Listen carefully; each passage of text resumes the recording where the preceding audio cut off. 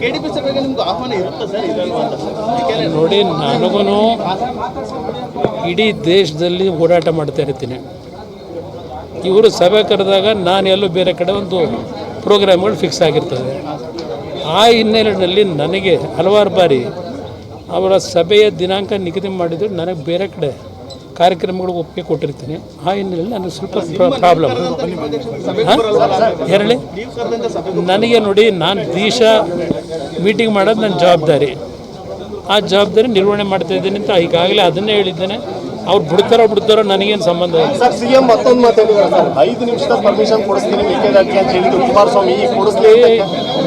ಮೊದಲು ತಮಿಳ್ನಾಡನ್ನು ಒಪ್ಪಿಸ್ಕೊಂಬರಕ್ಕೆ ಹೇಳಿ. ನಾನು ಅದನ್ನೇ ಹೇಳ್ತಾ ಇರೋದು. ಅವ್ರ ಪಾರ್ಟ್ನರ್ಸ್ ಅಲ್ವಾ ತಮಿಳ್ನಾಡವರು, ಅವ್ರು ಎರಡೂ ಪಕ್ಷದ ಮೈತ್ರಿ ಇದೆ ಅಲ್ವಾ, ಅವ್ರು ಪರ್ಮಿಷನ್ ತಗೊಂಬಂದ್ರೆ ಅವ್ರು ಮಾಡಿಸೋಣಂತೆ. ಮುಂದಕ್ಕೂ ಏನಾದರೂ ಮಾಡಿದ್ರೆ ಅದು